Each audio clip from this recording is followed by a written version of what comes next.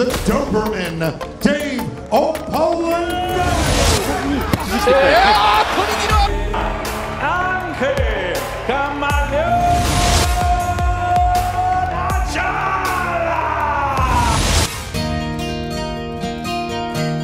Kung papabor ang pagkakataon na mananaig ang husay at galing ng mandirigmang Pinoy, maaring magkakaroon ng ikatlong boxing world champion ng ating bansang Pilipinas ngayong ika-10 ng Agosto na ng walang talo na Filipino na si Dave Apolinario na may kartada ngayon na 20 wins at 40 knockouts at ang Mexican na undefeated din na si Angel Ayala na may bitbit na kartadang 17 wins at may 7 knockouts ay nakatagtang magsalpukan ngayong Sabado Manila time sa Mexico City na baluarte ng kalaban para sa bakanting International Boxing Federation o IBF flyweight title.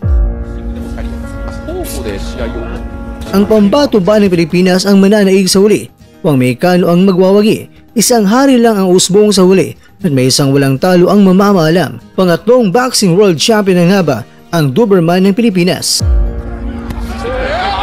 Pero bago tayo magpatuloy at magkakabisita mo lang sa aking channel, huwag kalimutan na mag-like, mag-subscribe at pa-click na rin sa bell button.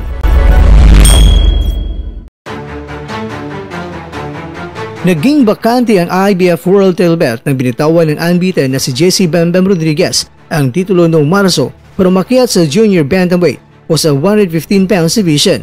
Itong si Rodriguez ay isang 24 anyos na phenom na mula sa Antonio, Texas ay ang nagpabagsak ng Mexican legend na si Juan Francisco Estrada noong Hunyo at nakamit niya ang World Boxing Council Junior Bantamweight crown. Si Rodriguez ay isang espesyal na mandirigma at masabi mong nakahinga na maluwag ang mga local fight fans nang magdesisyon nito na umalis sa flyweight division. Sa pag-alis ni Rodriguez sa nasabing division, si Apolinario ay nilagay sa pwesto para kunin ang bakanting IBF World title. Tinagurian Doberman.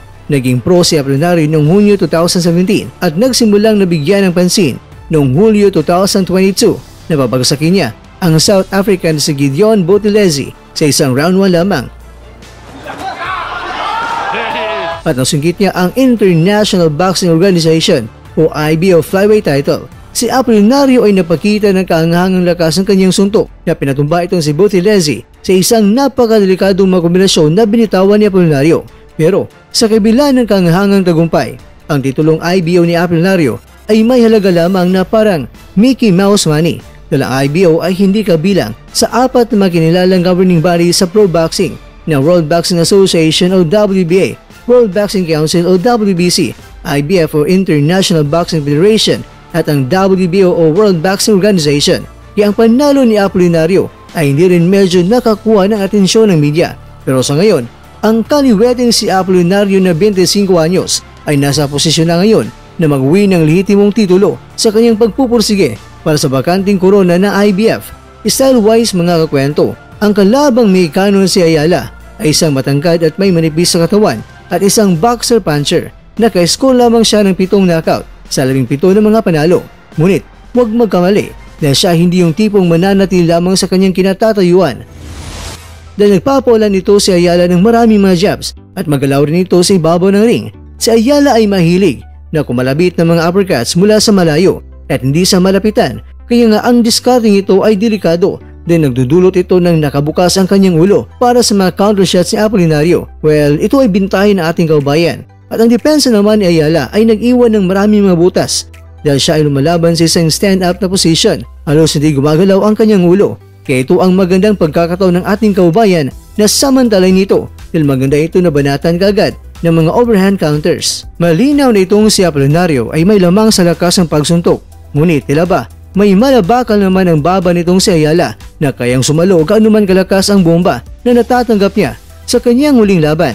Noong Oktubre 2023, nakuha ni Ayala ang unanimous decision win laban niyan sa dating junior flyweight world champion na si Felix Alvarado ng Nicaragua. Si Alvarado ay pumasok sa laban na may reputasyon bilang isang heavy hitter at ipinakita niya ito sa pamamagitan ng pagpatumba kay Ayala sa unang round gamit ang isang right cross. Ngunit tila ba, nagpagpag lang itong sa Ayala at biglang bumawi ito at inatake ni Ayala ang katawan ni Alvarado hanggang nagbunga ito ng biglang panghina ni Alvarado sa huli sa ikalawang bahagi ng laban at siya ang nanalo. Ang bakbakang Apolinario Ayala ay matatawag natin na isang fiesta ng mga suntok Nabigayan at kainan talaga ito ng putayang suntok na nakakaantok. Itong si Ayala ay may mas magandang lateral movement, kaya dapat ay mag-ingat si Apolinario sa pagpasok dahil mahilig mahagis ng uppercuts at hooks ang Meksikano. Si Ayala ay magaling din na manuntok sa katawan, kaya dito na masusubukan ang tibay ng katawan ng ating kababayan. Itong si Ayala ay maituturing natin na kalabang may mas mahusay at may mga kalabang mga bigatin na dinalo niya ang mga dating world champions na sina Felix Alvarado at Christopher Rosales. Tinalo ni Ayala ang dating WBC Flyweight World Champion na si Rosales sa mga puntos noong Abril 2022.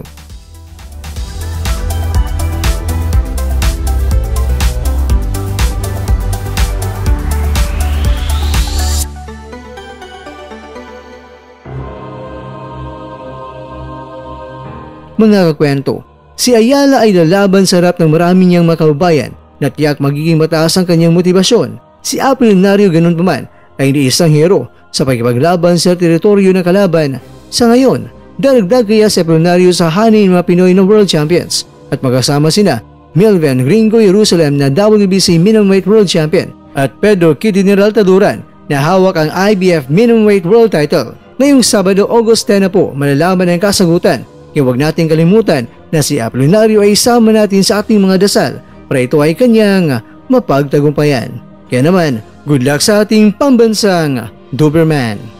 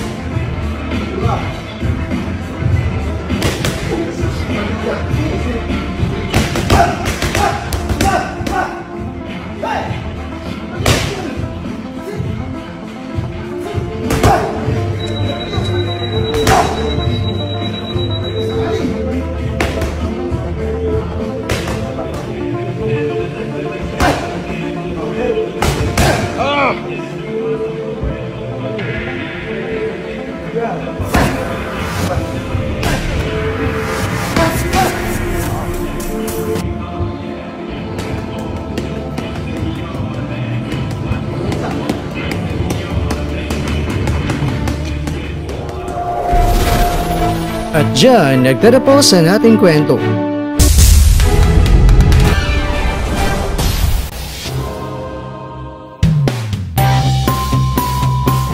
Maraming salamat mga kakwento sa inyong panonood. Pero baka naman mga kakwento ay nagustuhan niyo po ang kwento natin ngayon.